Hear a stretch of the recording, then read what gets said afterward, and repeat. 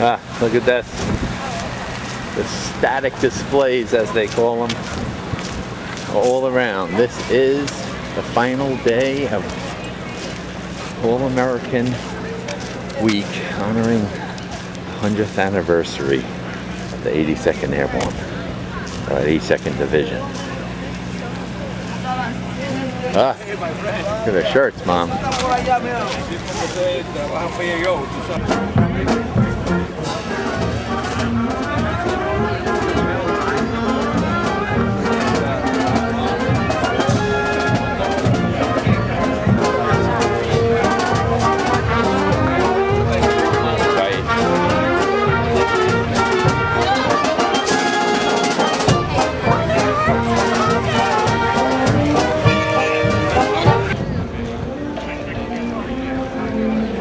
This is the Sicily drop zone. This is where it's all going to happen. Everybody's getting ready in the stands, but it's not going to happen for 2 hours. Okay, so off in the distance we're seeing a bunch of vehicles, trucks moving into position, probably to pick up the paratroopers after they jump. Okay, behind the stands, they have a nice setup here for the kids. Okay. There are the static displays. There's vehicles coming in.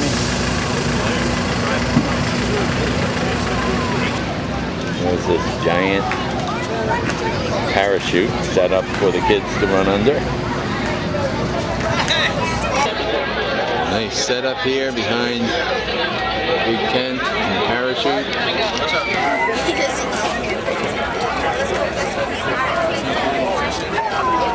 Different tents with food for sale, and I'm looking for blankets for sale. All right.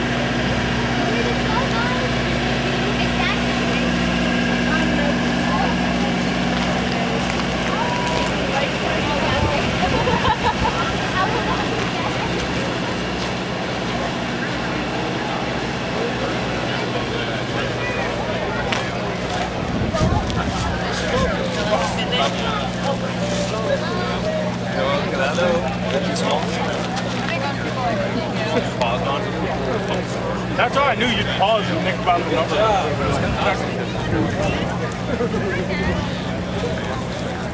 Yeah, there was one where developed and things like that.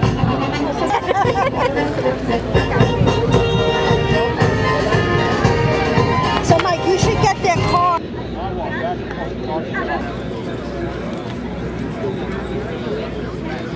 Michael E. Krilla, Command Sergeant Major Michael Green, and the more than 18,000 paratroopers of the All-American Division, welcome to the All-American Week 100 Airborne Review. Today we will demonstrate the abilities of your 82nd Airborne Division as we celebrate our history and honor the legacy of this great unit. As we commemorate the 82nd Airborne Division's 100th anniversary, we hope to show you a glimpse of our rich history and capabilities in today's Airborne Review. And the Secretary of Military and Veterans Affairs, Secretary Larry Hall. This is George Crocker. Lieutenant General Retired Zany Smith. Major General Retired Command Sergeant Major Retired, and this is Stephen. American paratrooper born a flyer in the skies of World War II. More than a half a century ago, has since struck fear and terror in the hearts of those foolish enough to oppose them. Relentless in their skill and courage, not only in the air but also on the ground, these brave soldiers have forged for themselves a place of honor in America's history, past, present, and future. you can turn it around and over here. Right here, actually.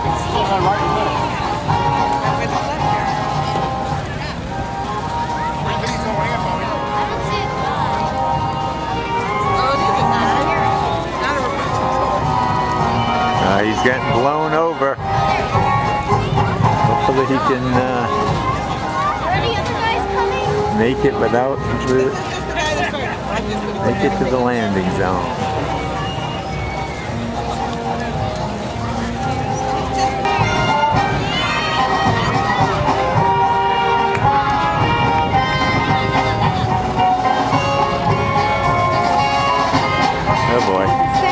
Can't see him, he's in the sun. Oh, there he is.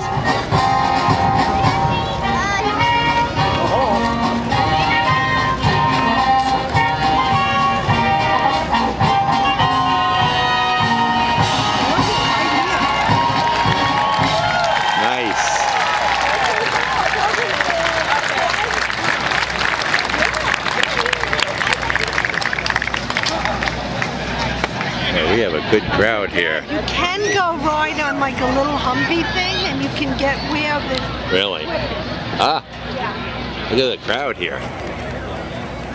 3 ago has sent short May we squeeze in with you guys? in the hearts of those foolish enough to oppose them. Move us all. Relentless in their skill and courage, not only in the air, but also on the ground. These brave soldiers have forged for themselves a place of honor. Listen, there's a spot right over here. Past, Right here. We'll move over here. before our bombers maneuvers. Watch for the black and gold simultaneous openings. And there you have the high-flying black and gold of your United States Army parachute team, the Golden Knights. Nice. Now, as you may have guessed, these jumpers are faced with a unique situation, a traffic jam in the sky. They must gain vertical separation to allow for individual approaches into the target area.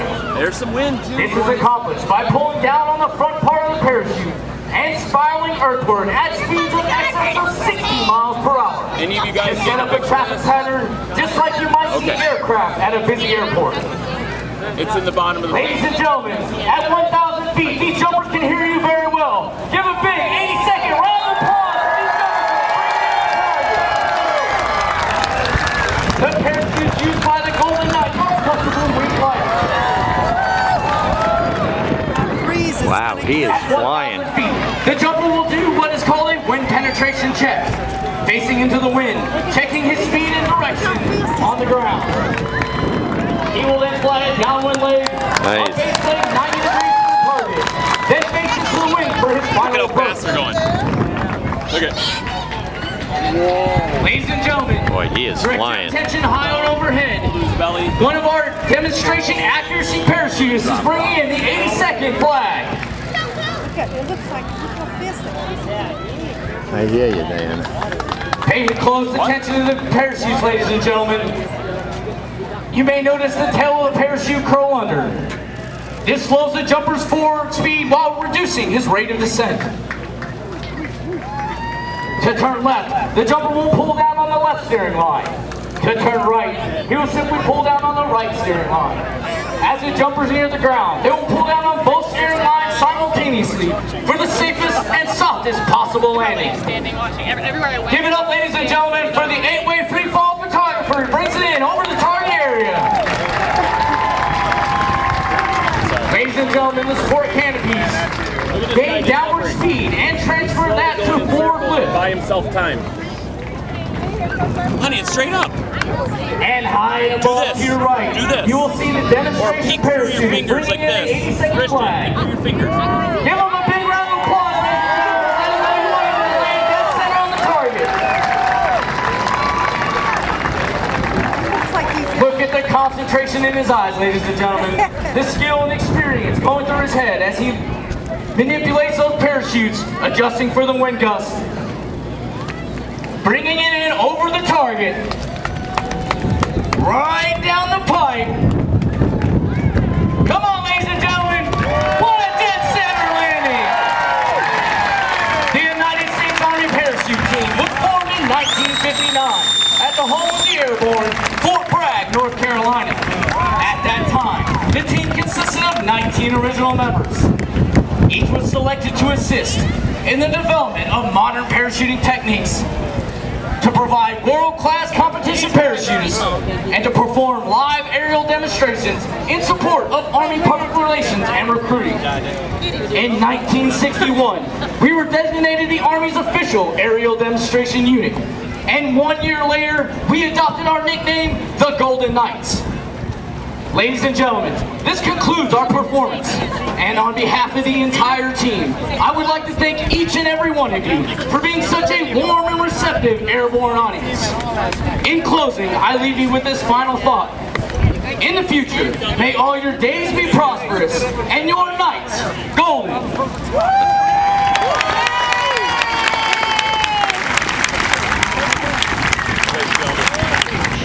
carry this equipment in the coffin to go back. You will also see equipment that is unique to paratroopers. The sequence of events is just inside the aircraft. It demonstrates how the paratroopers perform an actual airfield seizure, which includes pre-assault fires by F-15E Strike Eagles from the U.S. Air Force's Board Fighter Wing, a heavy equipment drop, and finally, an airborne assault to seize the compound to your front. At this time, they're coming on both sides. Making their way to the drop zone to begin their parachute assault, to include the drop of heavy loads and paratroopers who will conduct the airborne assault. Ladies and gentlemen, please turn your attention to Sergeant Joshua Armine from the U.S. Army Advanced Airborne School as you will lead the mock door and parachute pull-off demonstration. Awesome. Should be right in front of us.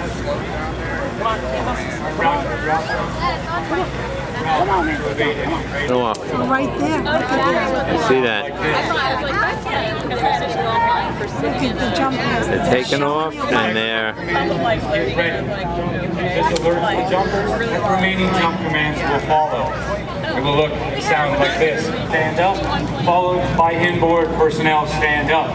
The jumpers will rise, lift and secure the aircraft seats and face towards the rear of the aircraft.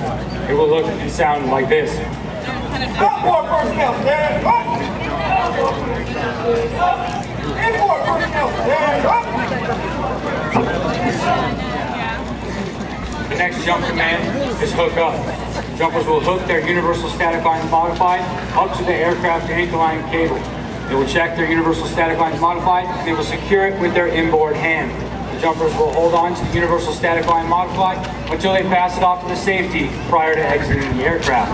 It will look and sound like this.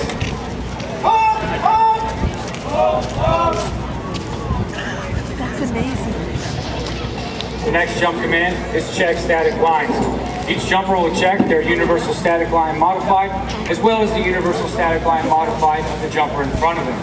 The last two jumpers will turn towards the skin of the aircraft, so at the second to last jumper, they check the last jumper's universal static line modified. It will look and sound like this. Check static line!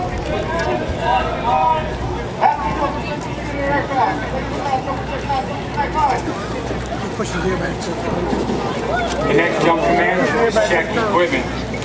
Each jumper will check their own equipment from head to toe, ensuring that all items of equipment have been properly secured. It will look and sound like this. Check equipment!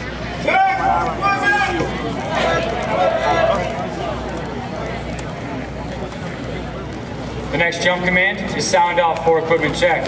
The last jumper in each stick or line of jumpers will tap the jumper in front of them and sound off with OK. Once the count reaches the number one jumper, the number one jumper will sound off and indicate to the jump master, all OK, jump master. It will look and sound like this.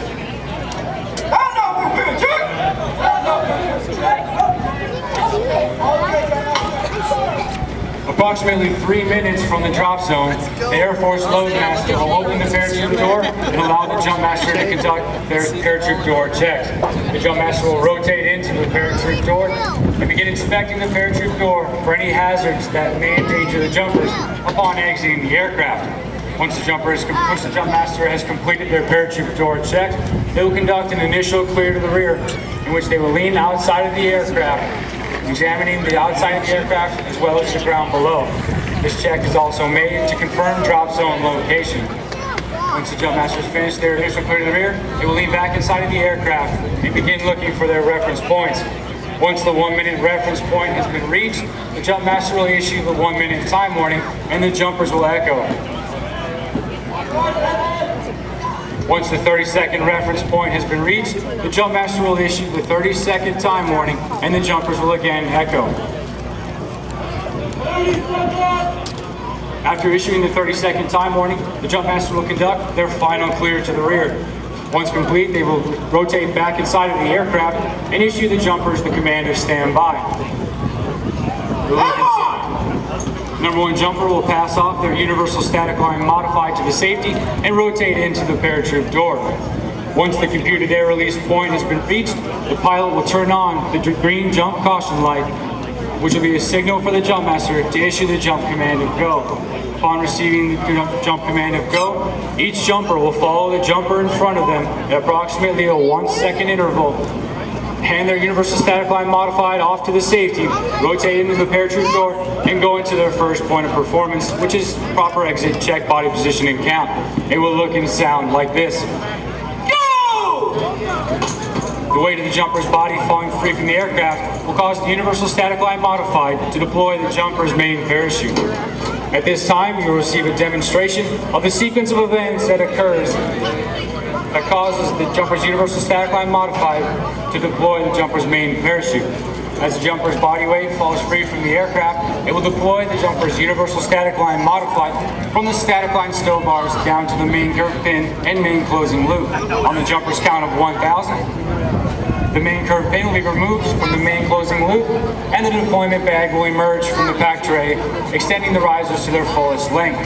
On the jumper's count of 2,000, the connector link ties will break, and the suspension lines will begin to deploy from the suspension line stow loops and suspension line locking stow loops.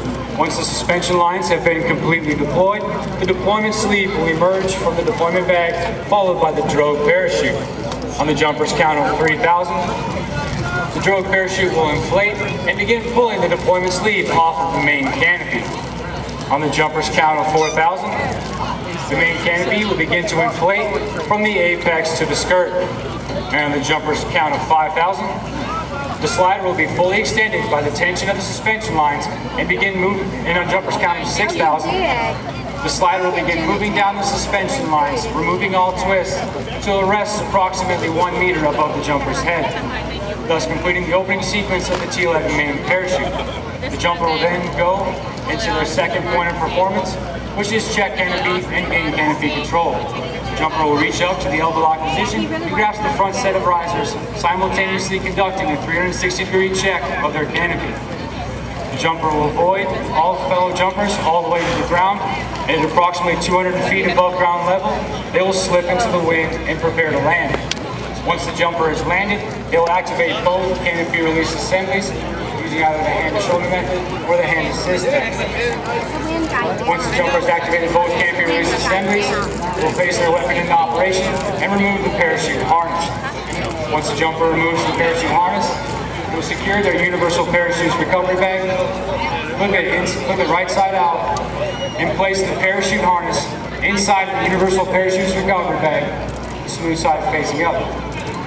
Jumpers will then secure their risers, place them underneath the parachute harness, and begin pulling the canopy and suspension line all the way to the Universal Parachutes recovery bag, stuffing them in as they go.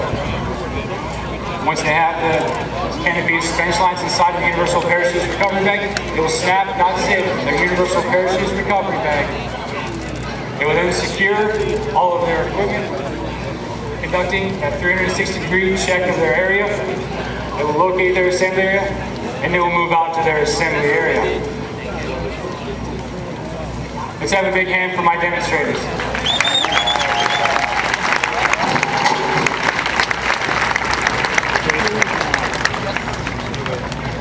Ladies and gentlemen, the aircraft are inbound with the Airborne and Assault Force. Please listen in as we contact All-American 6 to provide an operational update.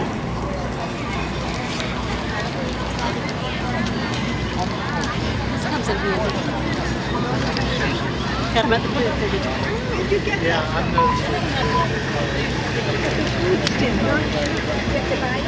they go, they did.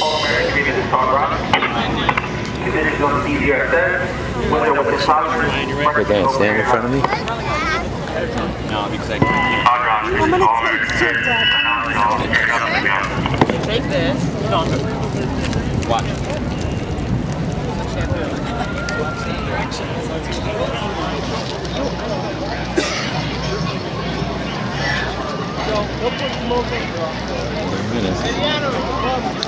That was fascinating. That was actually very interesting.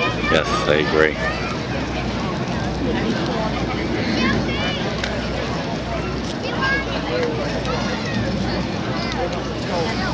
To set the conditions for the success of the airborne operation, pre-assault fires are conducted prior to the airborne assault to destroy key enemy targets, such as air defense positions, command and control elements, and maneuver units. Coming from which side? Spectators Left, are advised that today's right? close air support demonstration and assault fires will include realistic simulations of explosions and cannon fire.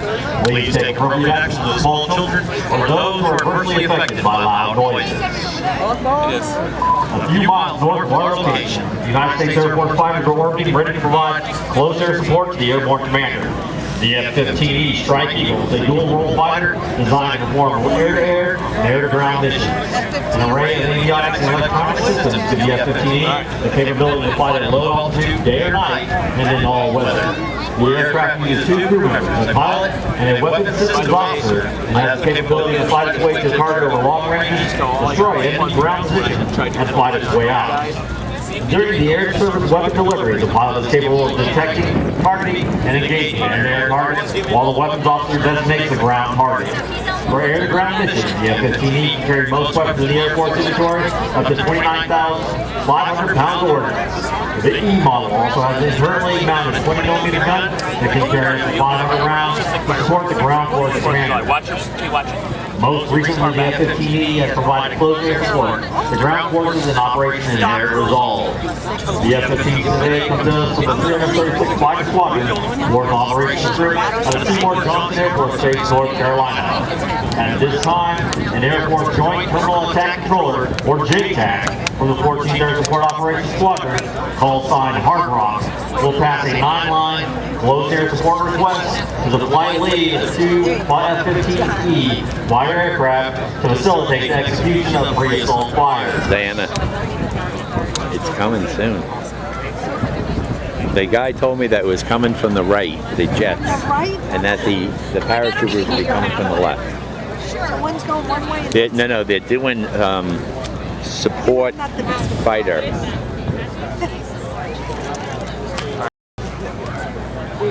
Well, you know what, dude? I don't know what North is. I believe that.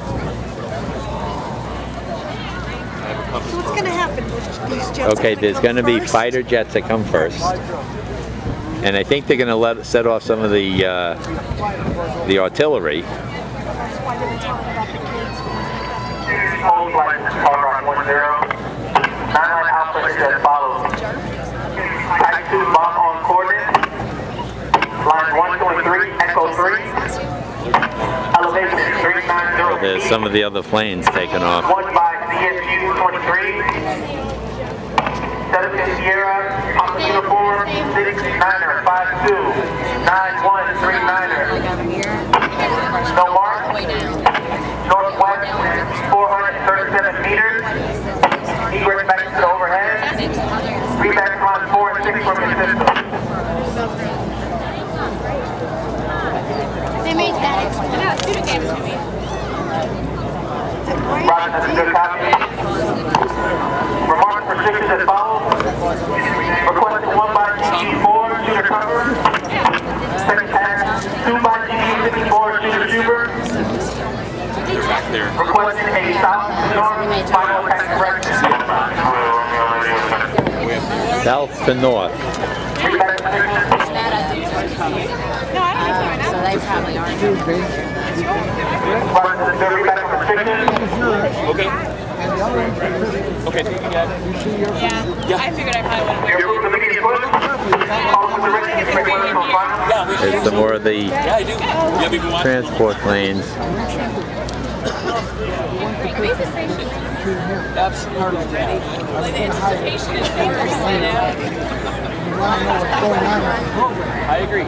It's the program. Okay, thank you, Dad. Thank you. Thanks. Okay, they're coming, we believe, from over here. Here's something.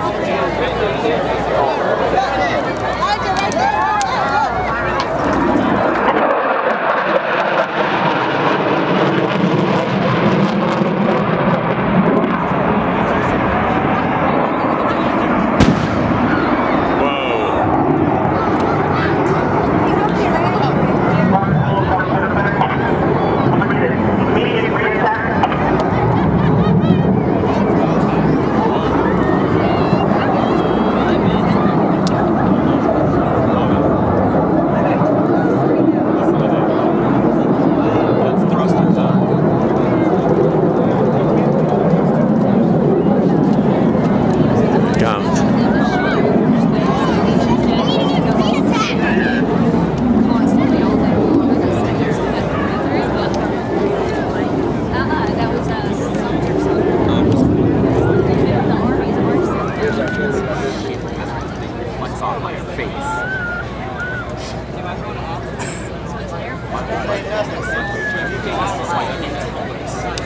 comes.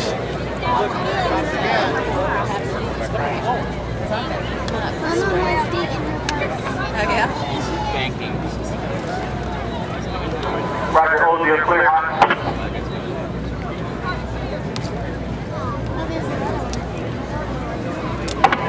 Roger, 30 seconds.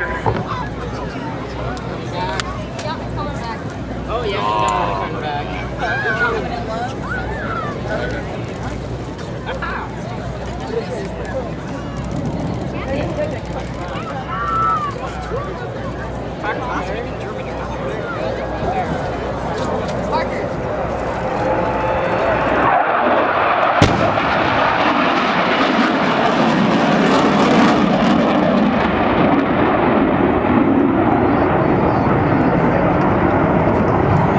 Oh, there's two of them.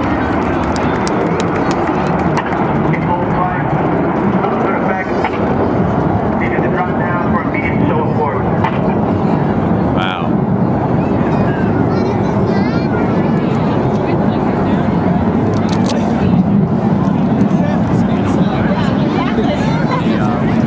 There they go.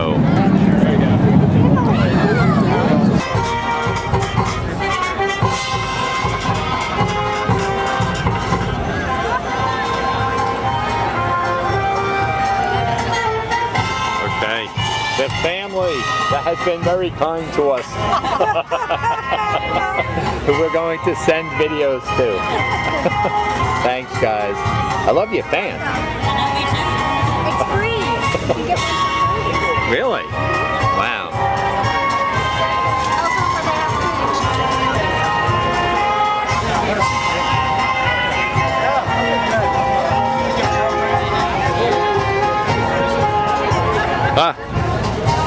Listen, let me take this off. No sweat, not yet.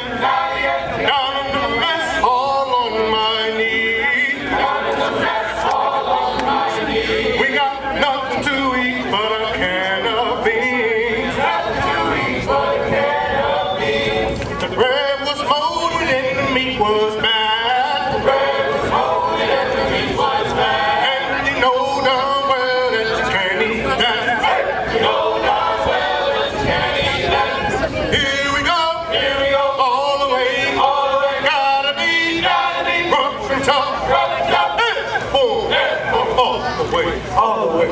When I was younger, I always wanted to be in the 82nd Airborne, my knees in the breeze. But now that I'm here, we're gonna do it right. I'm gonna jump from an aircraft, right in flight. All the way, airborne, airborne, all the way, driving on, driving on. All the way, airborne, airborne, all the way, driving on, driving on. Early one morning in the drizzle of rain, I picked up my parachute and boarded the plane. Jump master said 1 minute to go when the green light lit with a chilling glow. All the way, airborne, airborne, all the way, driving on, driving on, driving on. All the way, airborne, airborne, all the way, driving on, driving on, driving on, driving on. Here we go, all the way, gotta be, rough and tough, hey, boom, Please direct your attention to your left as 3 United States Air Force C-17s deliver the heavy equipment to the airfield from an altitude of 800 feet. The C-17 can carry up to 8 heavy equipment platforms. There they are. The platforms are connected so as the first one exits the aircraft, it starts a sequence of events that pulls the remaining platforms from the aircraft. When an aircraft loaded with heavy equipment reaches this release point, the pilot activates an extraction parachute, which swings down and out from the rear of the aircraft. The extraction system also releases the cargo parachutes when the load as the load falls free. The extraction parachute then acts as an anchor in the air, pulling the parachutes off the load and deploying them. The cargo chutes then inflate, allowing the platform to float to the drop zone. The number of G11 parachutes is determined by the weight of the load. The G11 cargo parachute is made of ripstop nylon, weighs 250 pounds, is 100 feet in diameter, and can handle 5,000 pounds for each parachute. Look up there. Look up there. This is a big plane. Holy crap. Look at that plane. Jet. These just have equipment. These don't have that people on them. Ladies and gentlemen, it appears that the wind does not want to cooperate with us today, and paratroopers from across the division, their heavy drops, will not be able to drop. However, the wind speeds remain within tolerance for parachute operations, which will continue as planned. Ah, too bad.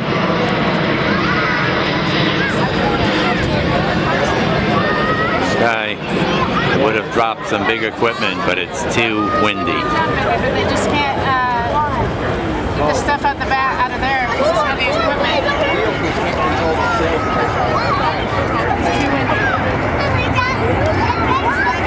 No drop, no drop.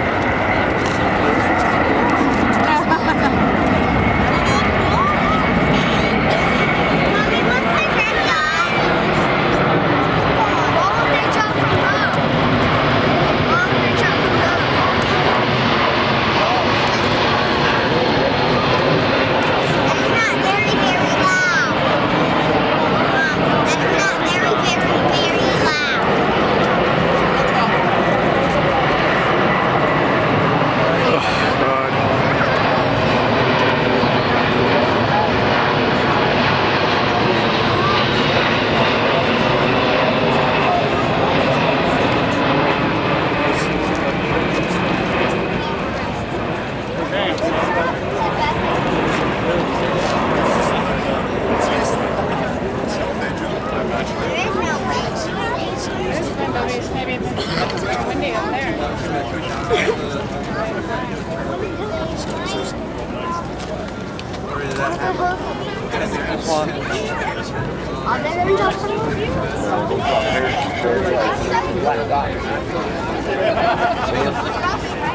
There they are, they're coming. You see him?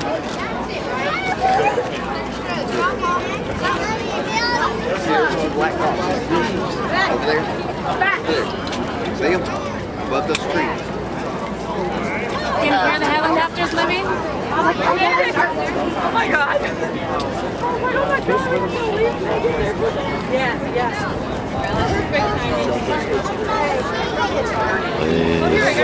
Come in to the left. Oh, there's all kinds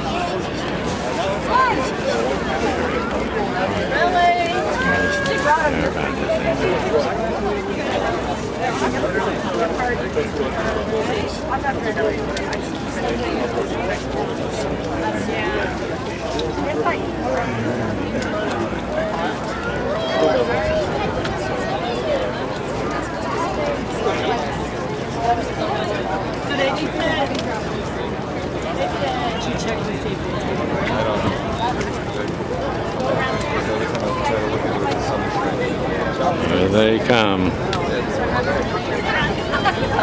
Stay behind some, stay behind the gas. Down, here come the birds. I don't want to do that.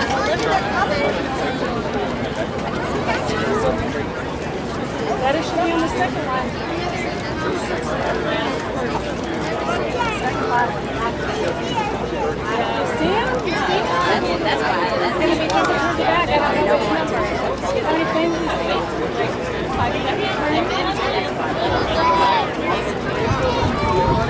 Oh, I'll see him now. See him? Yeah.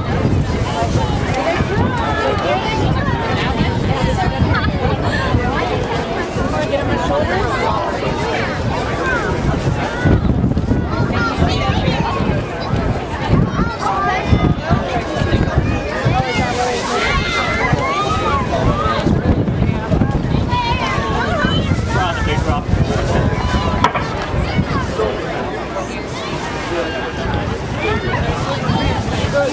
Ladies and gentlemen, the aircraft carrying paratroopers are approximately 2 minutes out.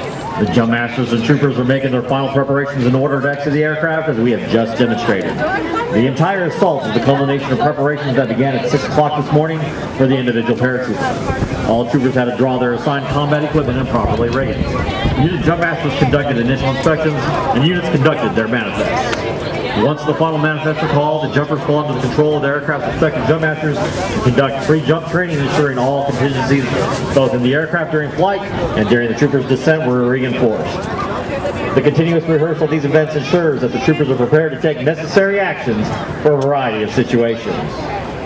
To your left, you should be able to see a C-17 aircraft approaching the drop zone. It is one of 18 C-17s that will be dropping nearly 1,500 paratroopers today. The aircraft are flying in the offset trail formation. This allows them to maintain 2,200 feet of separation and wingtip clearance to stay out of turbulence produced by the leading aircraft. The Air Force routinely practices large formation flights of this type to deliver a large number of paratroopers to the drop zone at one time.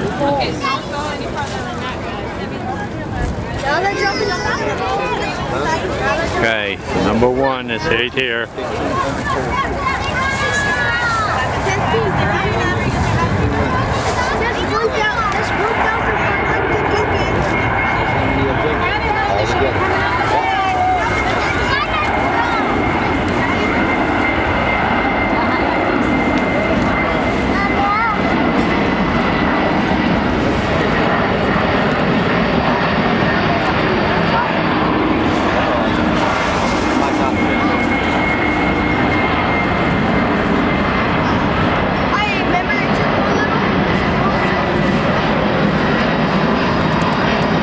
Doing a flyover.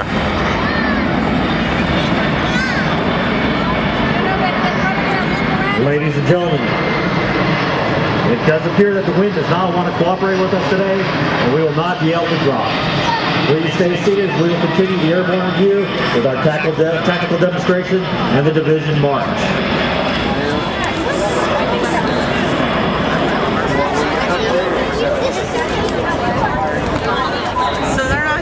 Oh, amazing. Yeah, it was way too windy. You could feel it. It was feeling it. No sense getting anybody hurt. Right now it's fine. Ladies and gentlemen, due to the no-drop conditions, we do ask that you move back to your seats and off the parade stand. As soon as the aircraft clear the airspace, we will move on to the tactical demonstration.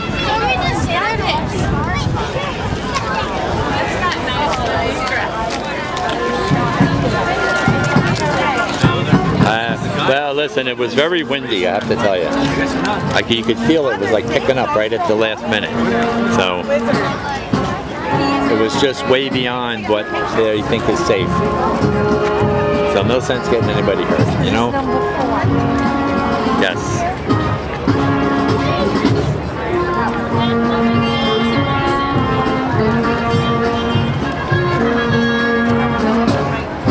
Listen. For the best. We got to see what the conditions would have been like. You know what I'm saying? It looks like they come in groups of 3, right? Yes, this is 5 and 6.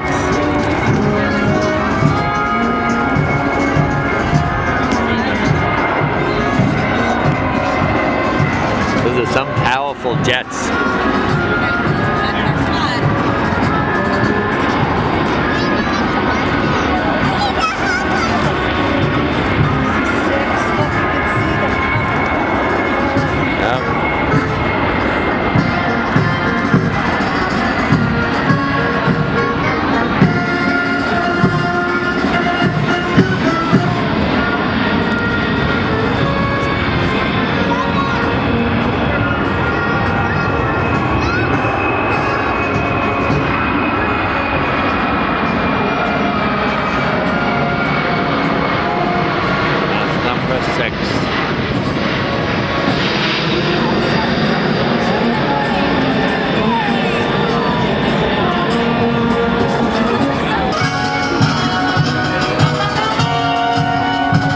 Actually 7, 8, and 9.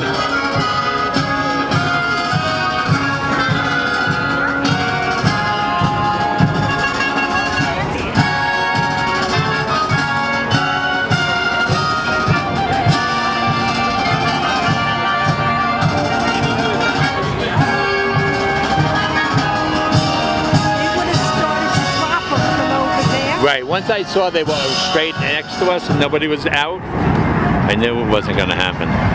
They waited till the last minute. Yeah. Hey, listen, look, this is what it was like. It was too breezy. The wind is whipping around.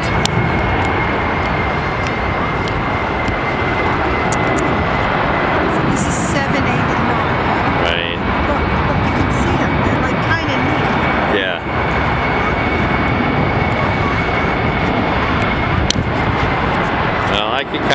imagine them coming out. Would have been pretty spectacular. So when do they start dropping them? Over there or here? How do they drop them? Okay, so 10, 11, and 12 coming in.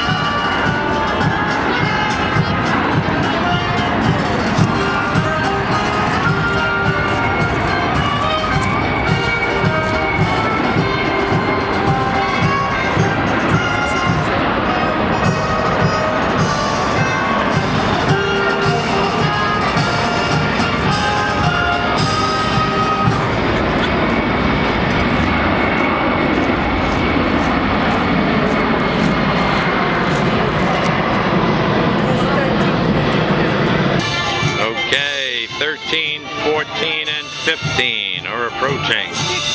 And 16 is in the distance.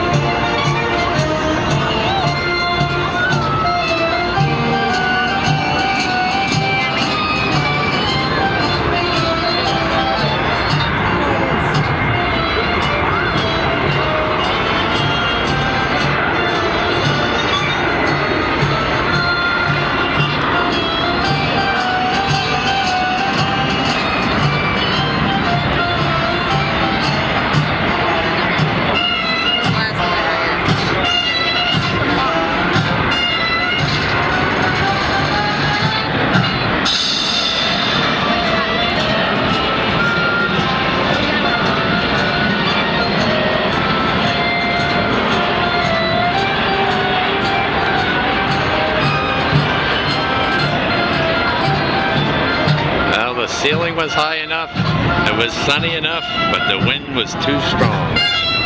Okay, so here is, this should be Mike's plane right now.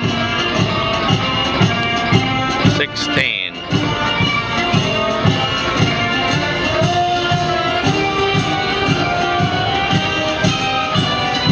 is on 16, 17 shortly behind him. 17 and 18. Mike's plane. Nice.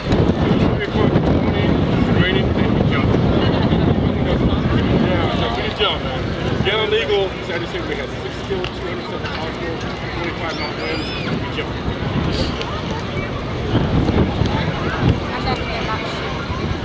I'm sure they'll mention them. Okay. So here he comes, 16. He's got everybody ready to jump, but too windy. You can really feel it. The small ones? Really feel it. Gosh. Like the wind feels like it's 30 miles an hour.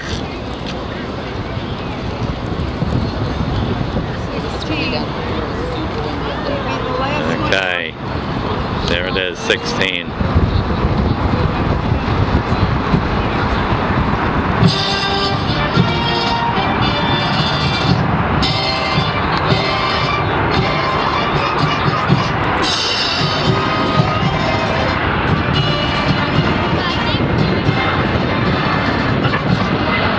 Happy birthday, Mike. 28th birthday. Assistant jump master on that flight.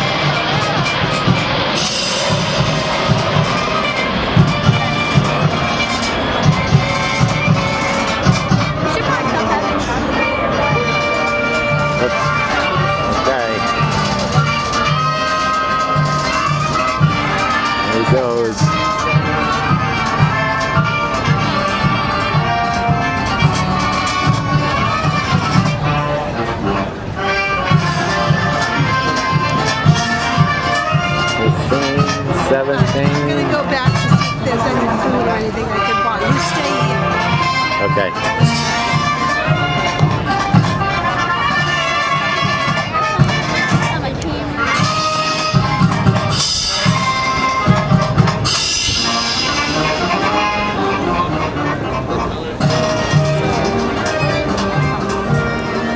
May 25th, 2017. Mike Nielsen, Captain Mike Nielsen's birthday.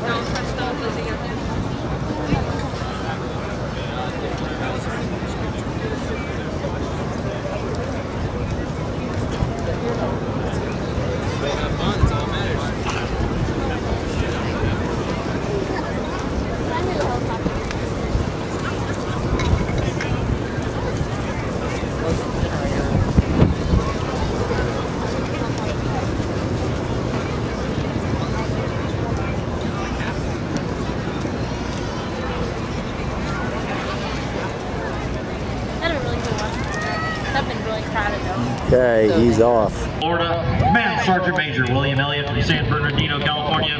Command Chief CW5 David Greenwood from Baltimore, Maryland. This helicopter's primary roles include, but are not limited to, troop movement, artillery placement, and battlefield resupply. It has a wide loading ramp at the rear of the fuselage and 3 external cargo hooks.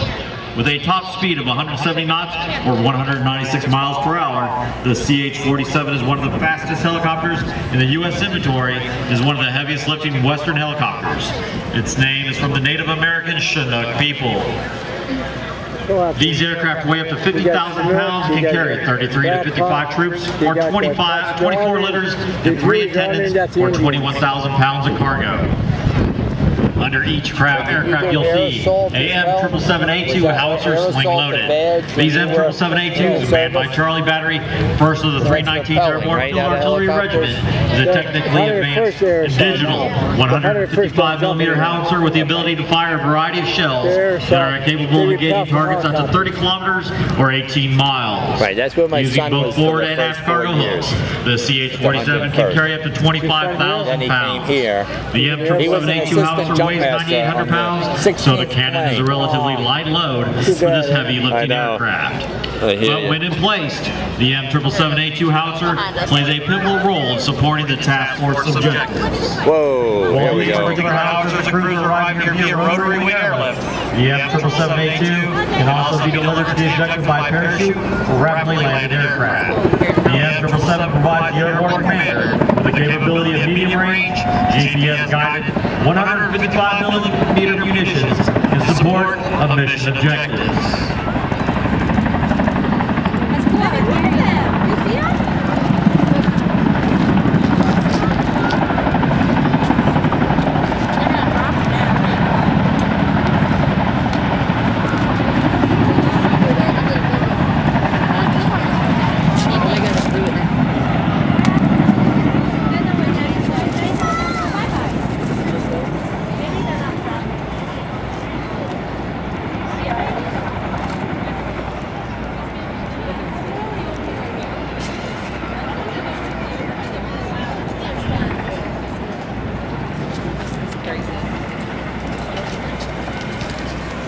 Here they come.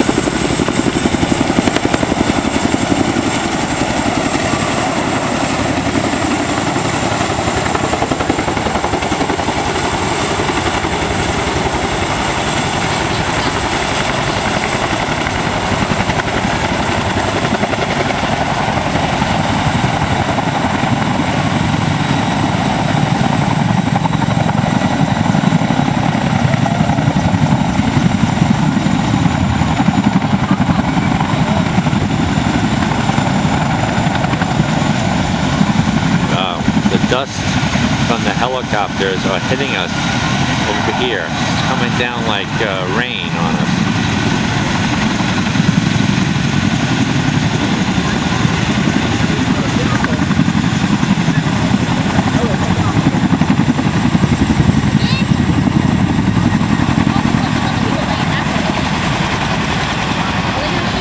The task force requires freedom of maneuver to secure its objectives in and around the airfield. Enemy elements in the area immediately surround the airfield with mortars and other direct and indirect fire weapon systems to prevent team assault from completing the mission. The artillery fires that you will momentarily see here were conducted to neutralize enemy detected in the immediate area and up to 14 kilometers away. The M119A3 howitzer is a fully digital towed 105mm howitzer. Team fighters typically delivers 2 of these systems with their prime mover Humvee ammunition and issue items via heavy paradrop.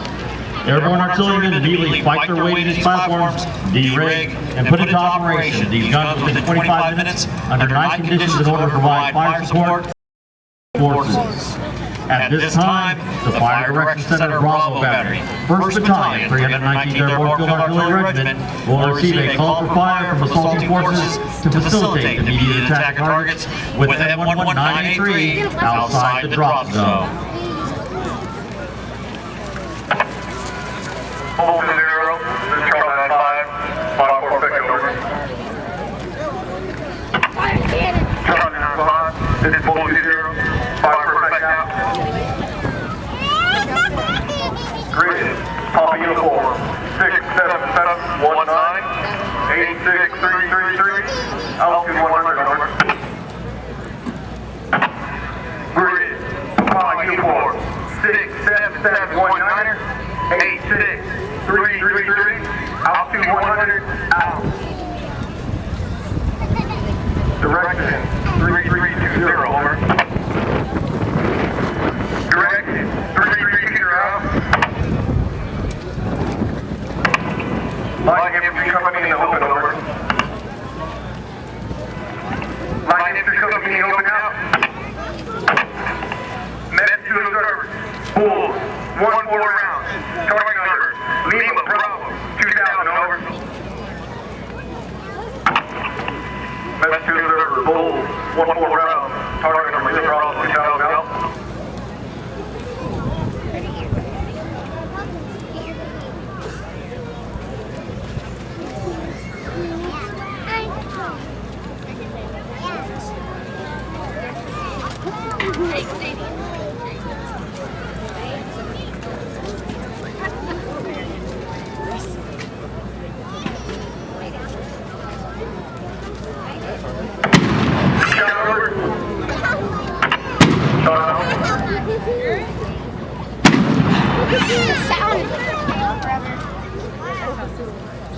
The sound is slow with it.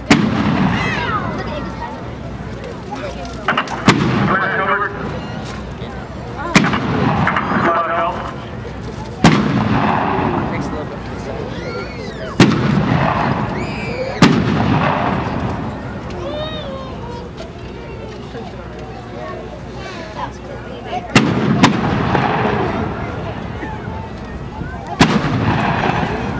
That's all it's left.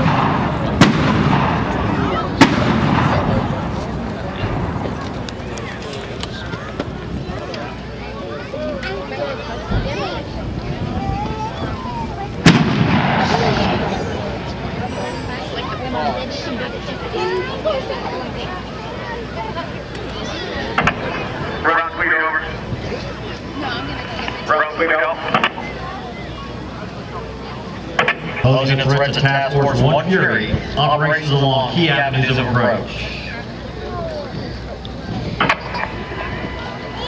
Cobra 20, Solomon on 5, immediate suppression.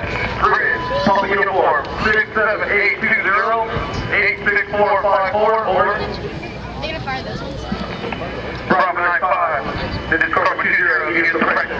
Grid, public uniform, 67820-86454, out.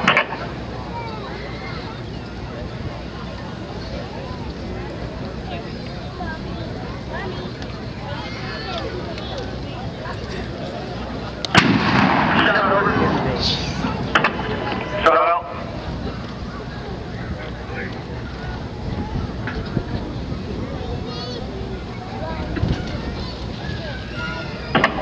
Crash over.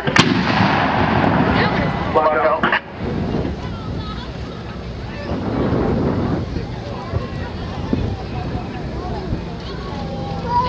No, he said he's definitely to the helicopter. Wow. Helicopter. If you want to watch a missile.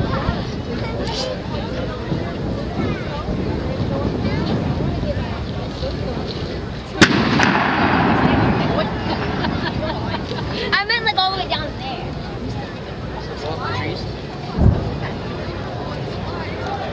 Oh yeah, I know.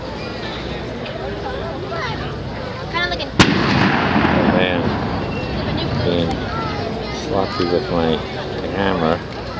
the one that they have now.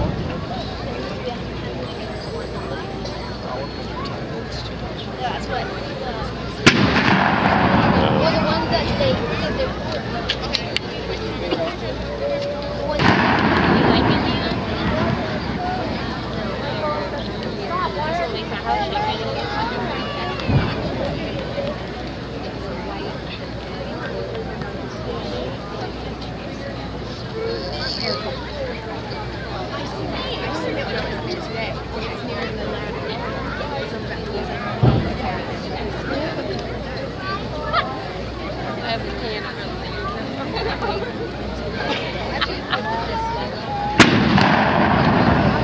There's the shot. As you wait and listen, you can hear it hit.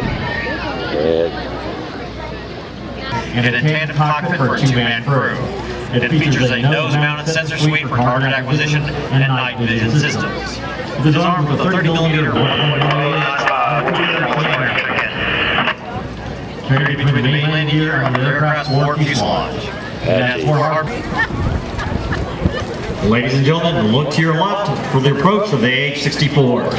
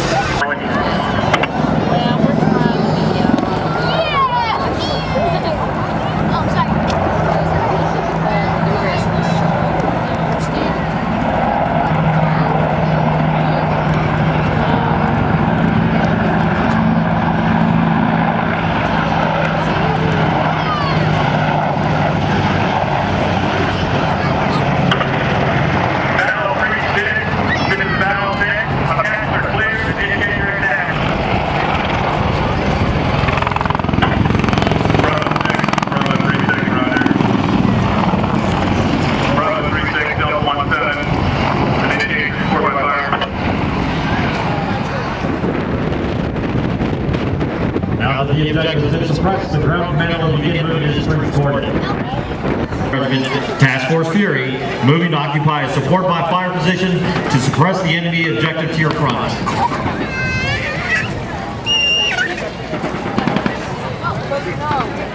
These vehicles represent the heaviest firepower delivered by parachute during the airborne assault. They can be armed with multiple weapon systems ranging from the M2 50 caliber machine gun to the Mark 19 40mm automatic grenade launcher and the improved target averages system between the enemy. You will notice the vehicles are conducting survivability moves to limit their exposure to enemy fire while the assault maneuvers closer out of contact.